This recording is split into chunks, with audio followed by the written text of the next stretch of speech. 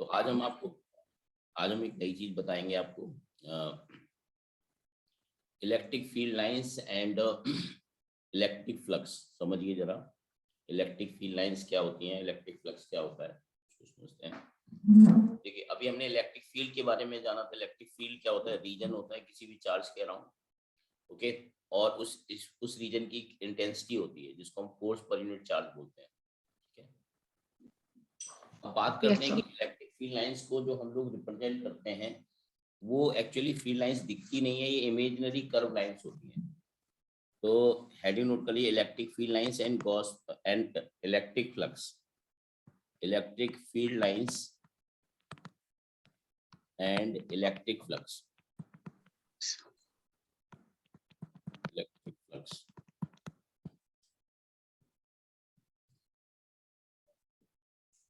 Electric field lines के properties note कर लीजिए। Properties of electric field lines, properties of electric field lines.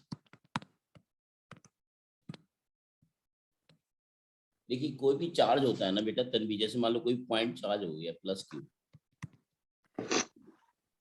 तो इससे पता है कुल कितनी इलेक्ट्रिक फील्ड लाइंस निकलती है।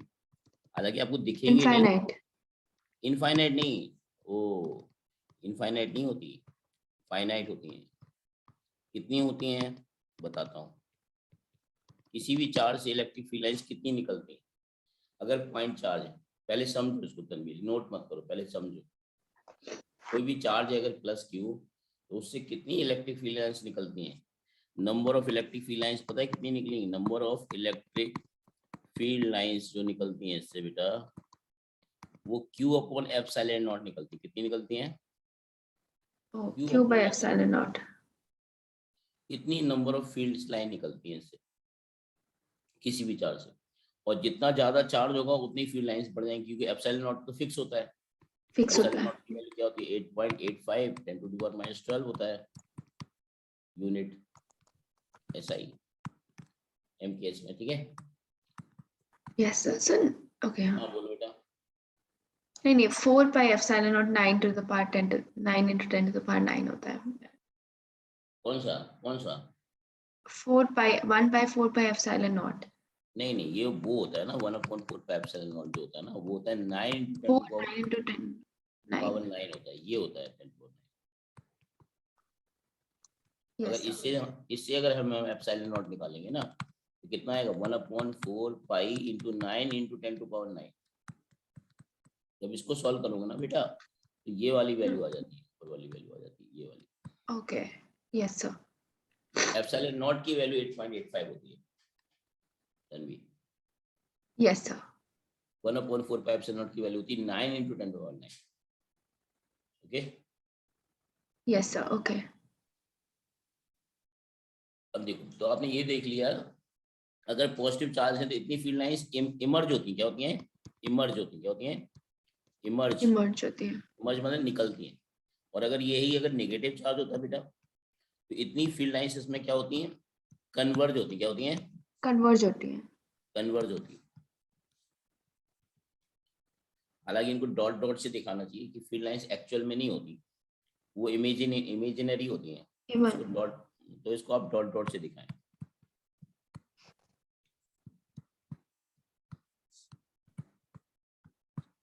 सारी डॉटेड होती हैं, बट वो ताकि हम इसको वर्चुअल लाइन माने। क्या मतलब? रियल लाइन नहीं होती, वर्चुअल होती है।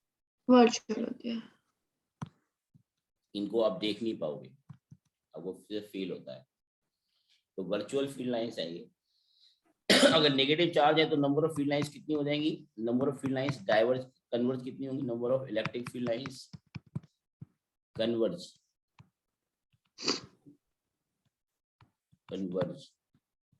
Q upon epsilon. कितनी? Q upon epsilon. तो ये आपने सही समझ लिया कि किसी भी चार्ज से फील्ड लाइंस निकलती हैं और किसी भी चार्ज को फील्ड लाइंस पहुंचती हैं। नेगेटिव चार्ज की तरफ पहुंचती हैं और पॉजिटिव चार्ज की से दूर जाती हैं। ठीक है, यस सर। ये हटा दूं? यस सर, कॉपी कर लिया। अब देखो, अगर मान लेते हैं इलेक्ट्रिक फील्ड लाइंस की प्रॉपर्टी की मैं बात कर रहा हूँ, properties of electric field lines. पहली बात, ये जो है इमेजिनरी कर्व लाइंस होती है, क्या होती है? These are the imaginary curves lines. Imaginary curve. These are the imaginary curve lines होती हैं, curve lines होती हैं, which originate from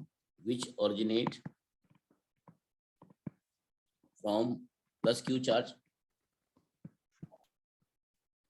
and terminate to minus q charge। Plus Q charge से ओरिजिनेट होती हैं और माइनस क्यू चार्ज पे terminate होती है। Okay okay, yes sir. अगर हमने एक प्लस क्यू चार्ज यहाँ रख दिया, यहाँ पे माइनस क्यू चार्ज रख दिया, तो हम ये कह सकते हैं दोनों इक्वल स्ट्रेंथ के अगर हमने चार्ज ले लिए, तो यहाँ से फील्ड लाइंस निकलेंगी और यहाँ पे टर्मिनेट होती है।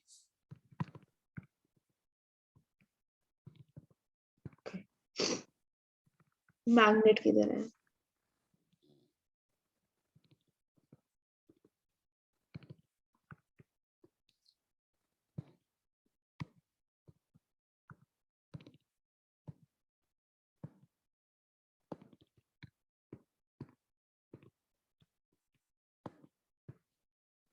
अगर ये दोनों चार्ज सेम है बेटा तन्वीर, अगर ये Q1 और ये दोनों चार्ज से इक्वल अपोजिट, तो जितनी यहाँ से निकलेंगी उतनी यहाँ पे टर्मिनेट होती है। अगर इक्वल है, अगर ये दोनों इक्वल हैं, तो अगर यहाँ से कितनी फील्ड लाइंस निकलनी, देखो 1 2 3 4 1 2 3 4 5 6 7 8 9, यहाँ भी देखो ये 1 2 3 4 5 6 7 8 9, जितनी यहाँ से निकलेंगे उतनी यहाँ पहुंचेंगी। लेकिन अगर बेटा ऐसा हो जाए, यहाँ पे आपने मैंने प्लस Q1 ले लिया, यहाँ पे प्लस Q2 ले लिया, अब दोनों देखो चार्ज प्लस हैं, अब एक से निकलेंगे दूसरे में टर्मिनेट नहीं हो पाएंगी क्योंकि दोनों ही प्लस है ना बेटा। Oh yes sir. तो अब देखो, अगर आप Q1 की वैल्यू मान लो, हमने मान लिया ज्यादा मान लो, तो अब ये इसकी फील्ड लाइन ऐसे होंगी, रिपेल ऐसे जाएंगी, ऐसे ऐसे।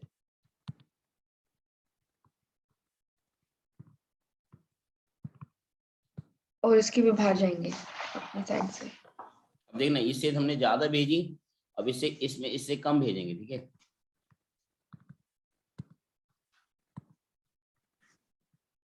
देखो अब कुछ फर्क दिख रहा है दोनों में? फार अवे है, Q2 में फार अवे है। हाँ, फार Q2 में भी फार अवे है, Q1 में भी फार अवे है, बट Q2 में ज्यादा फार अवे है। Q2 में कम निकल रही है, Q2 से कम निकल रही है, Q1 से ज्यादा निकल रही है। देखो Q1 से कितनी निकल रही है, देखो ऑलमोस्ट मैंने आपको 7 दिखा रखी, उससे कितनी दिखा रखी? 5। लेकिन उसमें ऐसे क्यों हो रहा है, ऐसे क्यों हो रहा है तन्वी? क्योंकि Q बाई E नॉट वाला मैग्नीट्यूड जो उसका आया वो ज्यादा है Q1 में। हाँ, ये कह सकते तो हैं कि ज्यादा दोनों फील्ड फील्ड लाइंस। लाइंस हाँ Q1 की ज्यादा होंगी। और ये रिपेल क्यों, ऐसे क्यों हो रही है? रिपल्सन हो रहा है ना ऐसे। Yes yes sir. हाँ, रिपल्सन के कारण ऐसे हो जा रही है। अगर अट्रैक्शन होता तो ऐसे हो जाती है, ऐसे कन्वर्ज जैसे हो रही इसमें फर्स्ट केस में हो रहा है। ये रिपल्सन हो रहा है, क्या हो रहा है? ये रिपल्सन हो रहा है, ये अट्रैक्शन हो रहा है।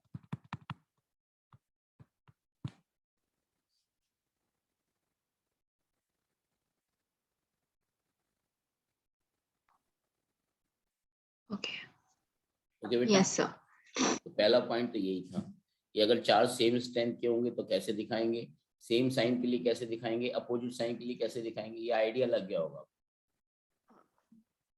अब ऐसा जरूरी नहीं कि मैं एक charge plus minus minus Q1 लूँ, एक माइनस Q1 लूँ, माइनस Q2 लूँ, बिहेवियर वैसे ही रहेगा ना, बस फील्ड लाइंस अंदर की तरफ चली जाएंगी अगर माइनस माइनस ले लें। बिहेवियर ऐसे ही रहेगा कि Q1 की वैल्यू ज्यादा है, Q2 की वैल्यू ज्यादा है, बिहेवियर तो ऐसे ही रहेगा। सर क्या अगर जो हम नेगेटिव चार्ज ले ग्रेटर देन पॉजिटिव अगर मैं चार्ज, कह रहा हूँ Q1 जो मैंने Q1 Q2 पॉजिटिव लिए, इसकी जगह मैं Q1 को नेगेटिव ले लूँ, Q2 को नेगेटिव ले लूँ, तो दोनों में फील्ड लाइंस पहुंचेंगी, लेकिन जिसका चार्ज ज्यादा हो उसमें ज्यादा पहुंचेंगी, जिसमें चार्ज कम होगा उसमें कम पहुंचेंगी। Yes sir. और अगर ये केस हुआ कि नेगेटिव चार्ज आपने ज्यादा लिया और पॉजिटिव चार्ज कम, तो फिर वो तो कैसे वैसा कर लगेगा? लेते हैं, एक वैसा करके दिखा देते हैं, कोई दिक्कत वाली बात नहीं, बेसिक आपने अगर समझ लिया तो वो भी कर लोगे आप, वो तो आप खुद बना के कर सकते हो। देखो अगर मैंने सपोज करिए एक चार्ज पॉजिटिव ले लिया, एक चार्ज हमने चलो सपोज करिए प्लस ले लिया, एक चार्ज हमने माइनस ले लिया, और Q1 की वैल्यू हमने ज्यादा पॉजिटिव ले ली और Q2 की वैल्यू ज्यादा कम नेगेटिव ले ली, यानी mod of Q1 is greater than mod of Q2, यानी मैग्नीट्यूड इसका ज्यादा है इसका कम है, तो ऑब्वियस सी बात है यहाँ से फील्ड लाइंस क्या होंगी, यहाँ से फील्ड लाइंस जो निकलती हैं, अब ऐसा थोड़ी कि जितनी यहाँ से निकलेंगी सारी वहां पे पहुंच जाएंगी, ऐसा तो नहीं होगा बेटा, Yes, sir. ऐसा तो नहीं होना चाहिए। यहाँ से कुछ ज्यादा फील्ड लाइंस निकाल देंगे और, लेकिन जरूर नहीं है जो फील्ड लाइंस निकल रही है यहाँ तक पहुंच जाए, नहीं पहुंचेंगी, कोई बात नहीं कम ही पहुंचा देते हैं।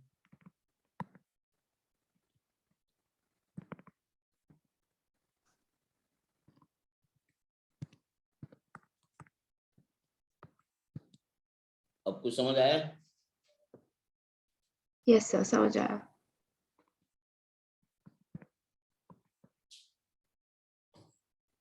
इससे फील्ड लाइन ज्यादा निकल रही है उसमें कम पहुंच रही है क्योंकि उसका मैग्नीट्यूड कम है। अगर इक्वल अपोजिट होती जो जितनी इतनी यहाँ से निकलती उतनी वहां पहुंच जाती। पहुंच जाती, ओके। Yes sir. ओके हटा दूं। Yes sir. अब बात करते हैं हम लोग सेकंड पॉइंट की, ये तो फर्स्ट पॉइंट था। सेकंड पॉइंट जो होती है ये इलेक्ट्रिक फील्ड लाइन जो होती हैं वो कभी भी इंटरसेक्ट नहीं करती। Electric field line never intersect, note down, electric field lines never intersect each other, electric field lines never intersect each other, electric field lines never intersect each other। ऐसा क्यों, why? देखो इसके पहले मुझे एक पॉइंट बताना था, इसके इंटरसेक्ट करेंगे तो वहां पर दो टेंजेंट्स बनेंगे जिनकी वजह से दो डायरेक्शंस हो जाएंगी। हाँ कभी भी एक ही पॉइंट पे दो डायरेक्शन नहीं हो सकती, बिल्कुल ठीक बात है। यानी एक फील्ड लाइन हमने मान लो सपोज करी ये बना दी, एक फील्ड लाइन ये बना दी सपोज करिए हमने ये, और ये फील्ड लाइंस कैसी है, नॉन यूनिफॉर्म। फॉर एग्जांपल मान लेते हैं तो आप देखो ना इस पॉइंट पर दो टेंजेंट आएंगे, एक तो टेंजेंट ये वाली आएगी और एक टेंजेंट आपकी ये वाली आएगी।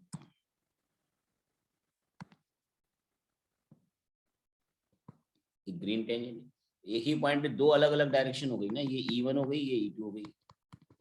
तो ऐसा कभी नहीं होगा कि एक ही पॉइंट पे दो इलेक्ट्रिक फील्ड दो डायरेक्शन हो जाए, इसलिए कभी भी इलेक्ट्रिक फील्ड लाइंस कट नहीं करती।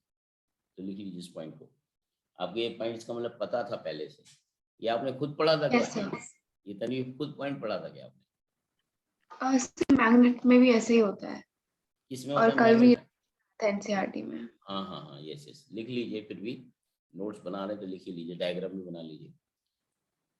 At the point of intersection, इसका रीजन है at the point of intersection two tangents are drawn at the point of intersection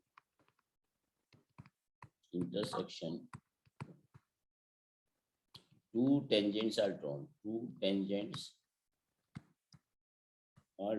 are drawn, it means there are two directions, it means there are two directions at a point, two direction of field,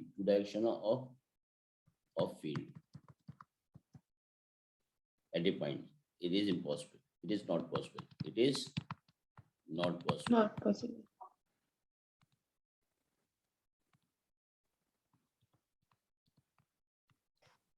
ये possible. अगला point, जो tangent हम लोग खींचते हैं किसी भी particular point पर, वो डायरेक्शन फील्ड का डायरेक्शन बताता है। The tangent at any point gives the direction of electric field. हटा दूं तन्वीज को? Yes sir. The tangent at any point, the tangent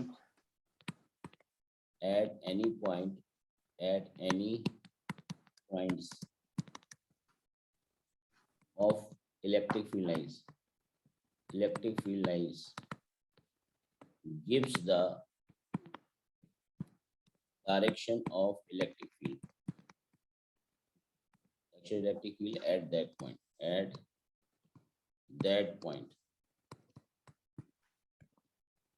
उस पॉइंट पे इलेक्ट्रिक फील्ड का डायरेक्शन देता है। जैसे मान लो अब इलेक्ट्रिक फील्ड लाइंस आपकी कैसी भी हो सकती है, ये हमने ऐसे फील्ड लाइंस दिखाई, ये नॉन यूनिफॉर्म है, कैसा है ये नॉन यूनिफॉर्म। और अगर मैं ऐसे दिखा दी ये यूनिफॉर्म है, क्या है ये यूनि डायरेक्शनल हो और इक्वी डिस्टेंस हो, यूनिफॉर्म इलेक्ट्रिक फील्ड है ये नॉन यूनिफॉर्म इलेक्ट्रिक फील्ड है, field lines uniform electric field lines कहते हैं, lines non uniform electric field lines. Okay, अब देखो yes, इसमें अगर मैं इस पॉइंट, अगर यहाँ पे फील्ड निकालनी इस पॉइंट पर, तो मैं क्या करूँ, इस पॉइंट पे टेंजेंट ड्रॉ करना, टेंजेंट बनाऊंगा, इस पॉइंट पे डायरेक्शन क्या होगी, ये वाली होगी E1।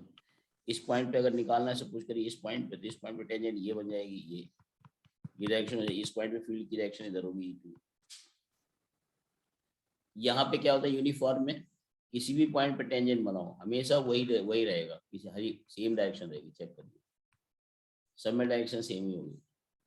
यहाँ जो ई वेक्टर होगा यहाँ भी ई वेक्टर होगा, अब सब में वैल्यू भी सेम होगी क्योंकि इक्वल डिस्टेंस है यूनि डायरेक्शन, तो सब में यूनिफॉर्म, सब में डायरेक्शन सेम ही आएगी ना, yes sir, इसलिए uniform electric field lines.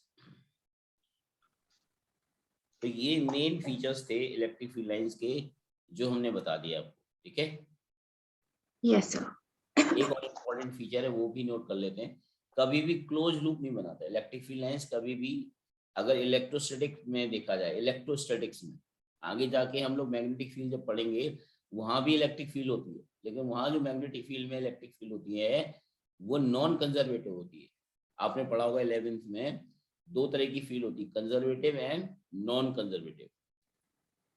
Conservative field वो होती है जिसका वर्क डन पाथ इंडिपेंडेंट होता है, oh yes sir, और नॉन कंजर्वेटिव फील्ड वो होती है जिसका वर्क डन पाथ डिपेंडेंट बात होता पे है। डिपेंड करता है, हाँ, जैसे ग्रेविटेशन फील्ड कैसी है, कंजर्वेटिव। कंजर्वेटिव, इलेक्ट्रोस्टैटिक फील्ड कैसी है, कंजर्वेटिव।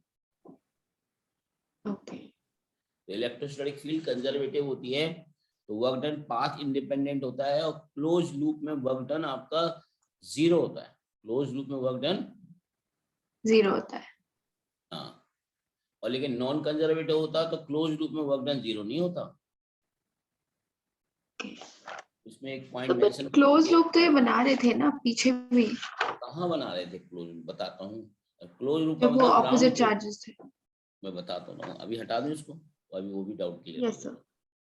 क्लोज लूप तो बना नहीं रहे ना, वो राउंड ट्रिप बनना चाहिए ना पूरा, जैसे आपने सपोज करिए आप कहोगे ये है, ये प्लस ये माइनस, आप कहोगे क्लोज लूप बना रहे हैं, तो भैया यहाँ से निकली यहाँ पहुंच गए, तो क्लोज लूप पूरा थोड़ी बना। क्लोज लूप का मतलब ये होता है बेटा, जैसे ये प्लस है ये माइनस है, अच्छा वो वापस आना ये चाहिए है था, और ये जाके ऐसे आ जाए, इसको क्लोज लूप बोलते हैं। हाँ, ये क्लोज लूप है ओके, जो कि पॉसिबल नहीं है, नॉट पॉसिबल।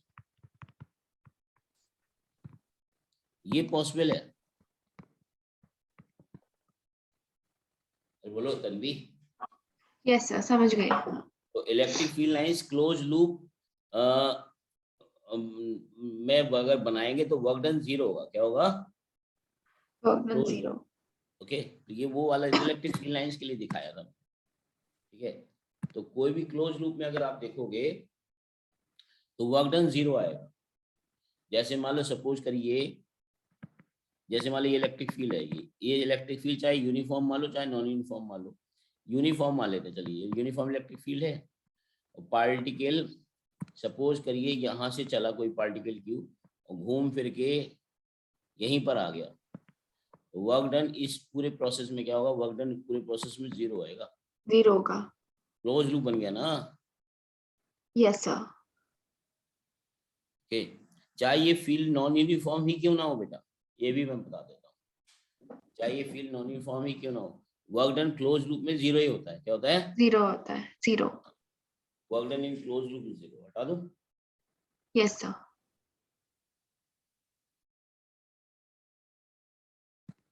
ये पॉइंट मेंशन कर, डायग्राम बना देना। Work done in close loop is 0।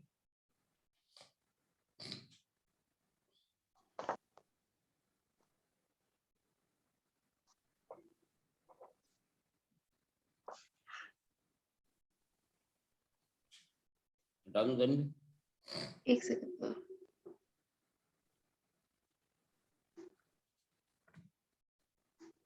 Yes sir.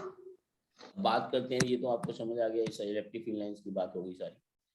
और इलेक्ट्रोस्टैटिक फील्ड कंजर्वेटिव होती है। इलेक्ट्रोस्टैटिक फील्ड कैसी होती है? कंजर्वेटिव। इलेक्ट्रोस्टैटिक फील्ड जो होती है, इलेक्ट्रोस्टैटिक फील्ड कब होती है? When due to charge when it is at rest. ये फील्ड कब आती है? जब चार्ज रेस्ट में हो। ये फील्ड कैसी होती है? कंजर्वेटिव होती है। कैसी होती है? कंजर्वेटिव फील्ड होती है।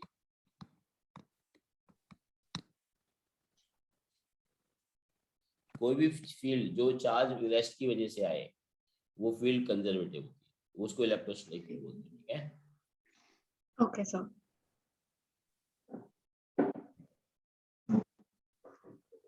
ये नोट कर लिया जो अभी लिखा मैंने? यस सर, नोट कर लिया। अब बात करते हैं हम इलेक्ट्रिक फ्लक्स की। इलेक्ट्रिक फ्लक्स को फाई से नोट करते हैं। Phi E. देखो, कोई भी किसी भी एरिया से, मान लो हमने कोई एरिया कंसीडर कर लिया, या ये वाला एरिया कंसीडर कर लिया, या ये वाला एरिया कंसीडर कर लिया, कोई भी हमने सरफेस कंसीडर कर लिया, कोई भी, इस सरफेस से कुल कितनी फील्ड लाइंस पास हो रही हैं? जैसे इस सरफेस से हमने कुछ लाइंस पास कर दी हमने, ये फील्ड लाइंस नॉन यूनिफॉर्म है। कैसी हैं ये? Non uniform.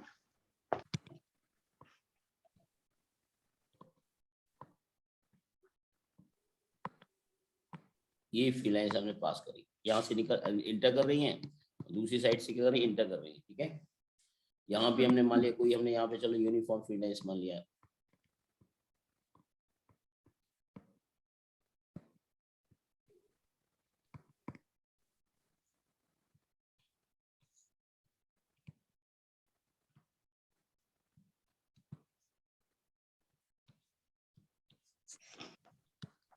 किसी भी एरिया से कितनी फील्ड लाइंस पास हो रही है, दैट मेजर इलेक्ट्रिक फ्लक्स। यानी किसी पर्टिकुलर एरिया से फील्ड लाइंस के पास होने के मेजरमेंट को, नंबर ऑफ फील्ड लाइंस कितनी किसी भी एरिया से निकल रही हैं, उसको हम इलेक्ट्रिक फ्लक्स बोलते हैं। यानी इलेक्ट्रिक फ्लक्स का मीनिंग क्या है? Number of electric field lines crossing through a surface, और वो सरफेस कैसा भी हो सकता है। इलेक्ट्रिक फ्लक्स का फिजिकल मीनिंग क्या है? किसी भी एरिया से फील्ड लाइंस के कितने पास हो रही हैं, उसको हम इलेक्ट्रिक फ्लक्स बोलते हैं। ठीक है, यस सर। ओके। अब अगर फील्ड यूनिफॉर्म है बेटा, अगर फील्ड लाइंस पहली बात इसमें केस वन, अगर इलेक्ट्रिक फील्ड यूनिफॉर्म है, यानी कांस्टेंट है, तो जितनी फील्ड लाइंस इंटर करेंगी उतनी लीव भी करती है। आप देखो नहीं, ये यहाँ से क्या हो रही है? इंटर कर रही है, क्या कर रही है? और यहाँ से क्या कर रही है? लीव कर रही है, क्या कर रही है? लीव। यहाँ से क्या कर रही है? इंटर कर रही है। यहाँ से क्या कर रही है? लीव कर रही है। बोलो ना, यहाँ से इंटर कर रही है और वहां से लीव। यहाँ से लीव करती है। अगर इलेक्ट्रिक फील्ड कांस्टेंट है ना, तो इलेक्ट्रिक फील्ड लाइंस इन जो होती हैं, इलेक्ट्रिक फील्ड लाइंस इंटरिंग जो होती हैं, इलेक्ट्रिक फील्ड लाइंस जो इंटरिंग होती हैं, entering is equal to electric field lines leaving होती है। मतलब जितनी इंटर करेंगी उतनी लीव भी करती हैं। अगर फील्ड लाइन, अगर यूनिफॉर्म फील्ड है बेटा एनबी, यस सर। जितनी इंटर करेंगी उतनी लीव भी करती हैं। लीव करेगी। लेकिन अगर नॉन यूनिफॉर्म फील्ड है तो जितनी इंटर करेंगी उतनी लीव नहीं करेंगी। लीव हो सकता है इंटर ज्यादा करें, लीव कम करें, हो सकता है इंटर कम करें, लीव ज्यादा करें। अब आपको ऐसा कैसे? वो तो नॉन यूनिफॉर्म का बिहेवियर है। अरे बोलो। Yes, sir. सरफेस अगर ये है, इधर देखो, इधर फील्ड अगर अलग है, इधर फील्ड अलग है, तो इंटर करने वाली फील्ड अलग होंगी और लीव करने वाली फील्ड अलग होंगी ना। बड़ी फील्ड अलग होगी। हाँ, कि सरफेस के दोनों Yes, साइड sir. फील्ड अलग अलग है, तो एंटरिंग और लीविंग फील्ड अलग अलग नहीं होगी। Yes, sir. होगी। बिल्कुल, तो ये चीजें ध्यान रखना होगा बेटा। ये तब होता है जब इलेक्ट्रिक फील्ड लाइंस कांस्टेंट हो। केस 2 इसी में नोट कर सकते हैं। Case 2 for electric field not constant, electric field not constant, तो इसमें इलेक्ट्रिक फील्ड लाइंस इंटरिंग वाली electric field lines entering not equal to leaving. क्यों भाई? Yes, sir. ये ध्यान रखना, ये नॉन यूनिफॉर्म में ऐसा होता है। एक मिनट से मैं कॉपी कर। तन्वी, इस बात को अगर हमने अभी अभी नोटिस किया कि इलेक्ट्रिक फील्ड लाइन अगर कांस्टेंट है, तो अगर कोई भी सरफेस से टोटल फ्लक्स निकालना अगर यूनिफॉर्म फील्ड में, तो क्या जीरो नहीं होगा वो? ओह, यस सर। क्योंकि जितना इलेक्ट्रिक फील्ड लाइंस, क्योंकि अभी हमने क्या बताया, इलेक्ट्रिक फील्ड फ्लक्स का मतलब क्या होता है? Number of field lines passing या क्रॉसिंग। क्यों भाई? तो पासिंग अंदर जाने वाला भी पास होता है, निकलने वाला भी तो पास क्रॉसिंग पास होता होता है। ही है। Yes sir. ओके, तो इसको हटा दूं? Yes sir. नोट कर लिया ना प्रॉपर? यस सर, नोट कर लिया। ठीक है, तो जैसे मैं कह रहा था कि जैसे मान लीजिए कोई सरफेस है और ये सरफेस का यहाँ से इंटर कर रही है फील्ड लाइंस और यहाँ से लीव कर रही है, यहाँ से इंटर कर रही है, जितना इंटर करेंगे उतनी लीव करेगी। तो जो फाई टोटल होगा, फाई टोटल वो 0 होगा। इसका मतलब phi in plus phi out is equal to 0 कब होगा? जब ई कांस्टेंट होगा। क्या होगा? ई इंपॉर्टेंट है तन्वी, बहुत इंपॉर्टेंट। Yes sir. अब फ्लक्स निकाला कैसे जाता है उसको जरा देखिए। मैथमेटिकली फ्लक्स निकालते कैसे? मैथमेटिकली फ्लक्स निकाल, एरो जरूर बनाया करो, इलेक्ट्रिक फील्ड लाइंस का एरो जरूर बनाना, ठीक है? Yes sir. तो पता नहीं चलेगा कहाँ से आ रही, कहाँ को जा रही। क्यों? कहाँ से जा रही है? हाँ। कई बच्चे लाइन दिखा देते हैं, बताते नहीं कौन से जा रही कहाँ। अब इसमें एक बात देखिए जरा, मैथमेटिकली कैसे डिफाइन करते हैं इसको। मैथमेटिकली जो फाई डिफाइन होता है, वो डिफाइन होता है इलेक्ट्रिक फील्ड और एरिया वेक्टर के बीच में स्केलर प्रोडक्ट होता है। क्या होता है? Electric field and area vector के बीच में स्केलर प्रोडक्ट। स्केलर प्रोडक्ट बोले तो dot product. Dot product. Yes sir. ये होता है। ये तब लगाते हैं, ये वाला फॉर्मूला तब लगाते हैं जब ई वेक्टर और ए वेक्टर दोनों कांस्टेंट हो। क्या हो? ओ, दोनों कांस्टेंट हो। हाँ, और ये कब लगाते हैं? Phi D phi E is equal to E dot D ए,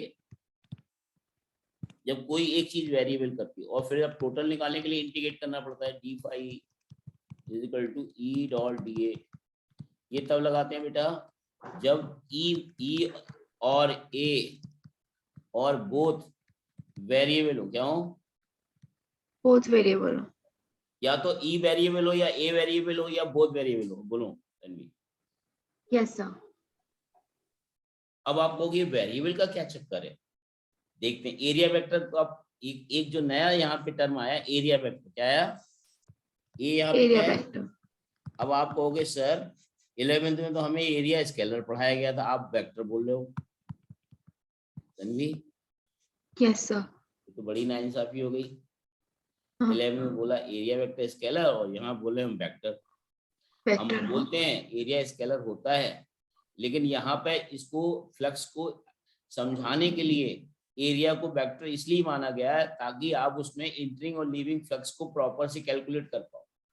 उसको जाने वाली फील्ड लाइंस और निकलने वाली फील्ड लाइंस को की नंबर निकालने के लिए आपको एरिया को यहाँ पे वेक्टर जबरदस्ती अज्यूम करना पड़ता है, ठीक है?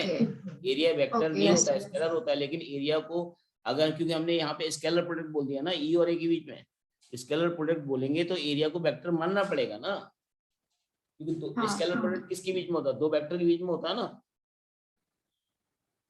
Yes sir. इसलिए एरिया को यहाँ पे वेक्टर माना गया है। अब एरिया को वेक्टर माना गया है तो एरिया का डायरेक्शन कैसे देखा जाता है वो भी देखना जरूरी है।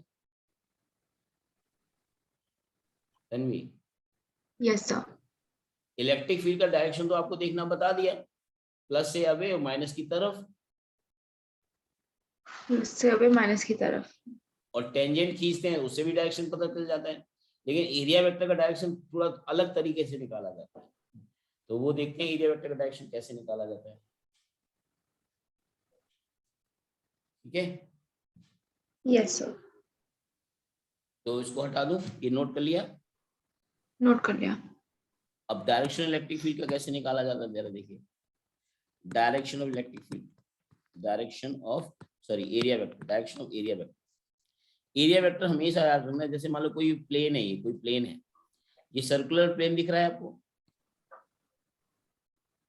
हाँ यस सर। दिख रहा है? मान लो ये एक्स एक्सिस मान लेते हैं थोड़ी देर के लिए, और ये मान लेते हैं, ये एक्स एक्सिस मान लेते हैं, और ये मान लेते हैं ये परपेंडिकुलर है एक दूसरे के।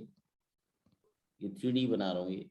ये मान लेते हैं वाई एक्सिस मान लिया, ये मान लिया वाई एक्सिस, ये 90 डिग्री पर है मान लेते हैं, ये इसी प्लेन में ये 90 डिग्री पर है। ठीक है, इसके Okay. परपेंडिकुलर क्या होगा, जेड एक्सिस होगी कि नहीं होगी? जेड एक्सिस होगी। एक्स वाई प्लेन में ये जो हमने सरफेस मान लिया, हमने किस में मान लिया? सरफेस हमने मान लिया इन एक्स वाई प्लेन, मान लिया किस में मान लिया? X Y plane. सरफेस किस प्लेन में मान लिया बेटा? X Y plane. तो हमेशा याद रखना एरिया वेक्टर सरफेस के परपेंडिकुलर होता है। किसके होता है? सरफेस के perpendicular. Is always perpendicular to surface होता है। क्या होता है? Perpendicular to surface and towards observer side होता है। कहाँ होता है? Observer side. अब आप कहोगे ऑब्जर्वर साइड क्या होता है? Observer side, area vector always perpendicular to surface होता है। कहाँ होता है बेटा? Towards observer observer side. Side. अब जैसे मान लो फॉर एग्जांपल तन्वी, मान लेते हैं ये हमने मान लिया कोई ये एरिया मान लिया, रेक्टेंगुलर एरिया दिख रहा है आपको ये? Yes sir. तो इसका इस साइड वाला एरिया इस साइड होगा इसके परपेंडिकुलर, क्योंकि इस साइड का एरिया का मतलब क्या हुआ? ऑब्जर्वर इधर से देख रहा है इसको। कोई भी ऑब्जर्वर यहाँ खड़ा होगा तो क्या वो इसको देख पाएगा? क्या इस सरफेस को देख पाएगा? जो भी इस सरफेस को देखेगा तो ऑब्जर्वर इसी सरफेस की साइड होगा कि नहीं होगा? Yes sir. अगर मैं ऐसे दिखा रहा हूँ, इसका मतलब मैं ऐसे कर रखा हूँ, क्या ये वाली साइड मुझे दिख रही है क्या? नहीं। तो ऑब्जर्वर के लिए ये वाली साइड के लिए ऑब्जर्वर की साइड होना पड़ेगा। Yes sir. इसका एरिया वेक्टर कहाँ होगा? इसके परपेंडिकुलर इस साइड, आउटसाइड। और यहाँ ये वाला जो एरिया वेक्टर जो है मेरी साइड, मेरा एरिया वेक्टर मेरी साइड होगा और मेरी तरफ होगा और परपेंडिकुलर होगा। ओके। Yes sir. तो area is always perpendicular and towards observer side. वही मैंने लिखा है। तो आप मुझे बताओ, अगर रेडियस इसकी आर है तो इसका एरिया वेक्टर कितना लिखेंगे बताओ जरा। एरिया वेक्टर इस वाले वन वाले साइड की तरफ एरिया वेक्टर कितना होगा? वन वाली साइड की तरफ एरिया वेक्टर कितना होगा? वन वाली साइड की तरफ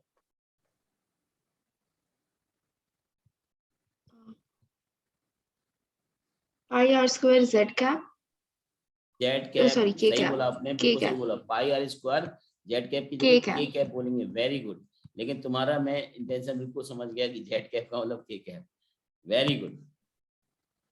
okay, yes sir.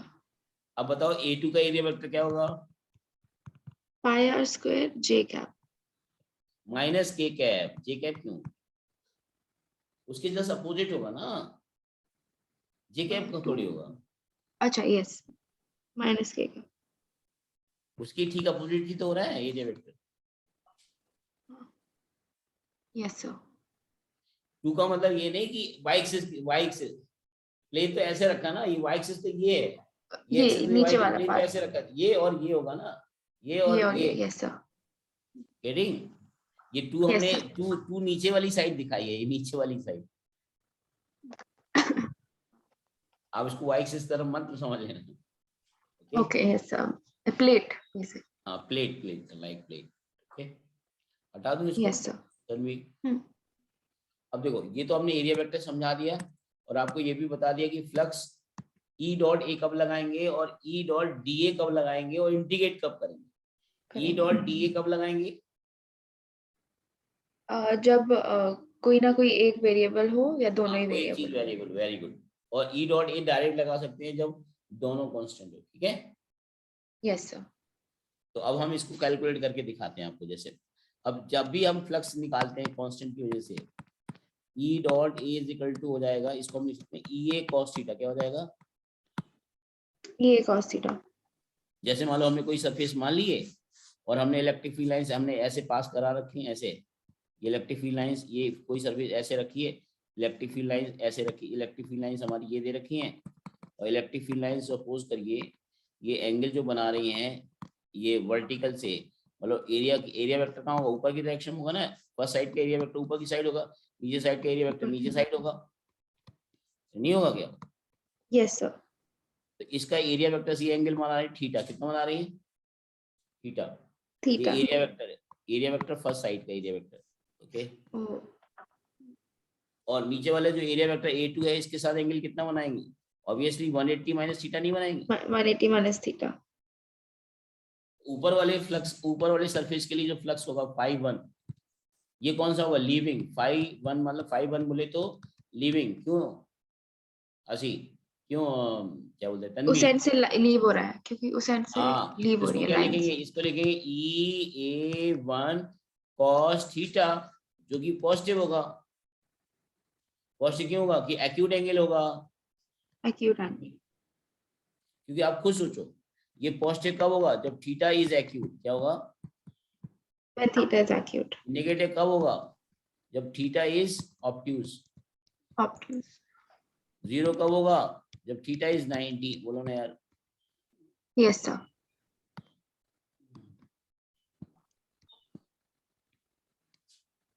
Tanvi, Yes, sir. Clear है। okay, तन्वी, अब you are basically from Bangalore और from UP? Sir, UP. UP, okay. तो your father is doing job there ना? Yes, sir. बैंगलोर, ठीक है। तो phi1 is equal to living E A1 cos theta positive होगा।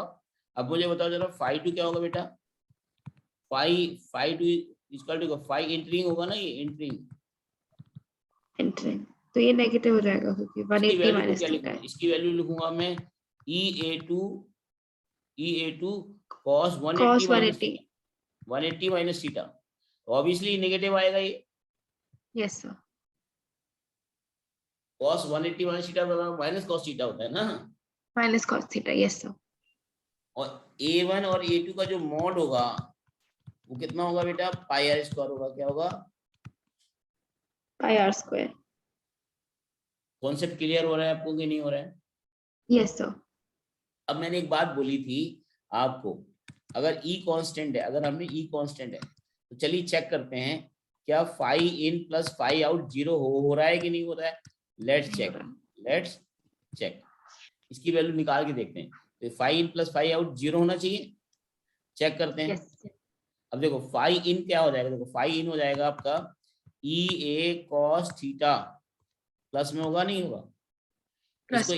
इसको एरिया कह दिया, ए कह दिया हमने। क्या कह दिया इसको? ए। Okay.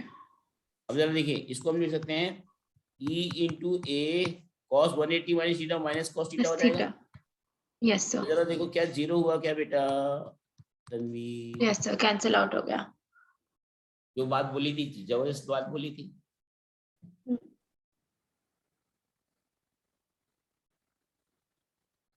आप स्कूल भी जाते हो ना तन्वी? Yes, sir. कल से शुरू हुआ है। अच्छा, कल से शुरू हुआ है। अच्छा, ठीक है। क्या नाम है स्कूल का? Sir, DPS South. अच्छा, डीपीएस में पढ़ते हो तुम? अच्छा, Yes, sir. मेरा भी बेटा डीपीएस में पढ़ता है, देहरादून में।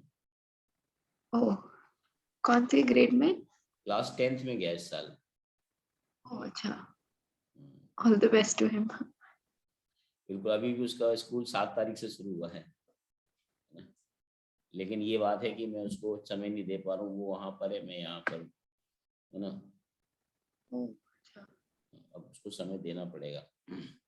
उस दिन आपको देख रहे हो, आप पढ़ा रहे थे, वो बेटा इधर आया हुआ था, तो वो बगल में बैठा हुआ था, इसलिए आपकी क्लास में मैंने उसको बिठा रखा था। मैंने कि देखो, क्योंकि 10th की चीजें कुछ कुछ 12th से मिलती हैं सीबीएसई में, है बेसिक ना। चीजें और ये जो सब हमने भी 9th 10th में पढ़ा जो 9th की चीजें हैं वो 11th से मिलती हैं। तो मिलती मैंने, हैं। हाँ, तो मैंने उस बेटे को बोला कि बैठ जाओ, बैठ के देखो कि इलेक्ट्रिक फील्ड क्या होती है, समझो। हाँ, अब उसकी स्कूल खुल गया, इसलिए वो चला गया। बस ऑफलाइन, स्कूल वहाँ पे देहरादून में। मतलब स्कूल ऑफलाइन खुला हुआ है या ऑफलाइन, ऑफलाइन, ऑनलाइन? ऑफलाइन। ओ अच्छा। आपका वहाँ? अभी हमारा ऑनलाइन है, जब मेन सेशन जून में खुलेगा तो ऑफलाइन होगा। जब वहाँ तो ऑफलाइन हो गया, ऑफलाइन कंपलसरी कर दिया। अगर ऑनलाइन करते तो मैं जाने ही नहीं देता, यहीं से करते हो, हाँ वो भी है। ठीक है। तो आपका ऑफलाइन हो जाएगा तो आप कोचिंग बंद कर दोगे क्या, पढ़ना बंद कर दोगे हमसे? नहीं सर, सुबह 5:30 to 6:30 तो स्कूल से बहुत ही पहले होता है तो। चलिए चलिए, ठीक है, हटा दो इसको। Yes sir. ये आपने देखा कि फील्ड लाइंस होती हैं, अगर कांस्टेंट हैं तो जितना फ्लक्स एंटर करेगा उतना ही लीव करेगा। लीव करेगा। अब इसका फायदा हमें पता है, बहुत कई सारी जगह मिल सकता है। जैसे मान लो, सपोज करिए, अब हमने मान लो ये कोई सरफेस ले लिया, हमने कुछ इस तरह का सरफेस ले लिया। ये सरफेस कैसा है? Hemispherical. कैसा है? हेमिस्फेरिकल। Hemispherical. अब जरा ध्यान देना, इसका फायदा हमें मिलने वाला है। ये रेडियस आर मान ली हमने। अब जरा देखो, अगर मैं आपसे कहूँ यहाँ पे फील्ड लाइंस को मैंने यहाँ से इंटर करा दिया, मान लीजिए फील्ड लाइंस मैंने इंटर कराई, ऐसे ऐसे फील्ड लाइंस इंटर करा दी, यहाँ से फील्ड लाइंस निकाल दी, यहाँ से फील्ड लाइंस निकाल दी, uniform field lines. Electric field की वैल्यू को मान लिया हमने ई, इलेक्ट्रिक फील्ड को मान लिया हमने ई मान लिया, इलेक्ट्रिक फील्ड को मान लिया हमने ई नॉट मान लिया। क्या मान लिया? ई नॉट। डायरेक्शन तो आपको दिख ही रहा है, ई नॉट वैल्यू मान ली इसकी। और अब मैं आपसे पूछूं, इसमें इसमें कुल कितने सरफेस दिख रहे हैं आपको तन्वी? इस बॉडी में कितने सरफेस दिख रहे हैं? इस सामने जो डायग्राम है इसमें कितने सरफेस है? 2, एक 2। Very good. सर, एक तो प्लेन सरफेस है नीचे वाला, और एक और वो एक कर्व डोम। वाला। अगर आपसे कोई डायरेक्ट कहते, तन्वी जरा ध्यान से सुनना, कि कर्व सरफेस से निकलने वाला फ्लक्स बताओ, कर्व सरफेस से, तो वो बच्चा कभी नहीं तुरंत बता पाएगा। क्यों? क्योंकि कर्व सरफेस से हर समय एरिया वेक्टर चेंज हो रहा है। चेंज होता है। देखो, अगर कोई tan सरफेस है, कर्व है ना, तो कर्व है अगर कोई सरफेस, तो इस पॉइंट का एरिया वेक्टर कहाँ होगा? इधर, इस साइड। इस पॉइंट का एरिया वेक्टर इधर, इस पॉइंट का एरिया वेक्टर इधर। मतलब सरफेस के परपेंडिकुलर होना है ना एरिया वेक्टर। यस सर, तो चेंज हो रहा है। एरिया वेक्टर क्या होगा? चेंज नहीं होगा, हर डायरेक्शन परपेंडिकुलर नहीं होगी हर पॉइंट पर। Yes sir. लेकिन प्लेन सरफेस का एरिया वेक्टर फिक्स रहेगा, क्योंकि उसका डायरेक्शन फिक्स रहेगा। अगर प्लेन सरफेस का मैं एरिया वेक्टर देखूंगा, इस वाले सरफेस का एरिया वेक्टर देखूंगा, इसका एरिया वेक्टर इसका इधर होगा, A1। लेकिन इस वाले सरफेस का एरिया वेक्टर जो है वो हर समय चेंज हो रहा है। चेंज इसका होएगा। एरिया वेक्टर इधर, इसका एरिया वेक्टर इधर, इसका इधर, हर समय चेंज हो रहा है। बहुत सारे एरिया वेक्टर हो रहे हैं इसमें। अरे हो रहे हैं कि नहीं? यस सर, हो रहे हैं। बहुत सारे एरिया वेक्टर हो रहे हैं, यानी एरिया A2 क्या है? वेरिएबल है। यहाँ पे एरिया वेक्टर यहाँ पे ऊपर वाली सरफेस के लिए वेरिएबल है। वेरिएबल। तो अब अगर मान लो आपसे कोई पूछ ले कि φ2 बताओ, अब φ2 निकालने के लिए अब आप कहोगे यहाँ तो एरिया चेंज हो रहा है, इंटीग्रेशन करना पड़ेगा। लेकिन जिस बच्चे को ये पता हो कि टोटल फ्लक्स 0 होता है, वो तुरंत बना लेगा। वो तुरंत कैसे बनाएगा? φ in प्लस φ out out is equal equal to to क्या होता 0। है? हाँ, इज इक्वल टू 0 होता है। तो φ out का मतलब क्या हुआ? φ2। φ out का मतलब क्या हुआ? φ2 ना बेटा, is equal to 5 minus of, हाँ, माइनस माइनस ऑफ 5। फाइव। हाँ, सुन लो पहले, अभी पहले कंप्लीट कर लेते हैं उसको, फिर नोट करना। Five out is equal to क्या होगा? 5 is equal to 5 minus of 5।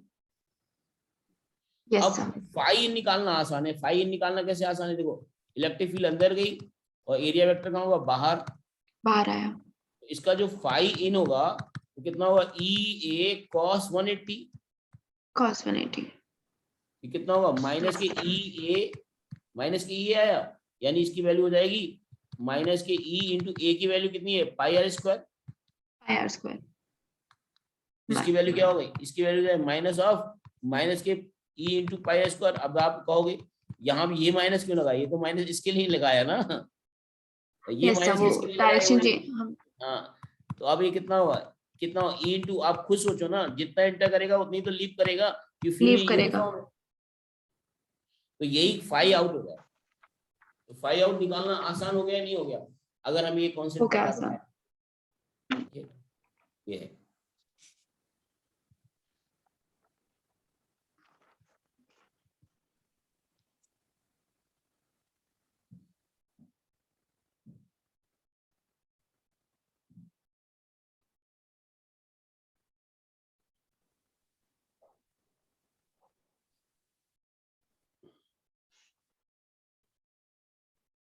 Okay, आपकी कोई फ्रेंड्स है, फ्रेंड सर्कल में कोई इस तरह से इंडिविजुअल जैसे आप क्लास लेना चाहते हो, एक दो हो तो फायदा, तो आप बता सकते हो उनको, ठीक है। यस सर, बिल्कुल।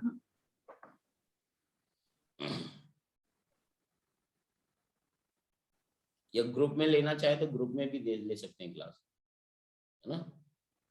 हाँ। ग्रुप यस के सर। चार्जेस कम है, वैसे इंडिविजुअल के चार्जेस ज्यादा है, ठीक है। हटा दूं इसको। एक सेकंड यार।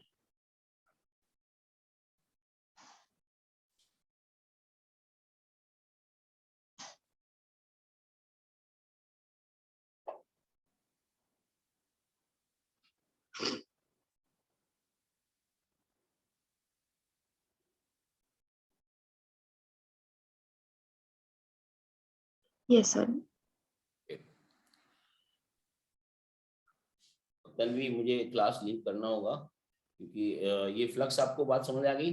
अब इसके जो यस सर, समझ आ गए। तो अगली जो चीजें हैं उसकी, वो मैं आपको कल बताऊंगा, फ्लक्स और गॉस थ्योरम से रिलेटेड। तो कल ये सर कल पार्ट, सैटरडे। हाँ सैटरडे, ठीक है, कल नहीं सैटरडे, ठीक है। तो सैटरडे वही मॉर्निंग सुबह, ठीक है। तो सैटरडे को क्लास नहीं होती है, संडे को होती है।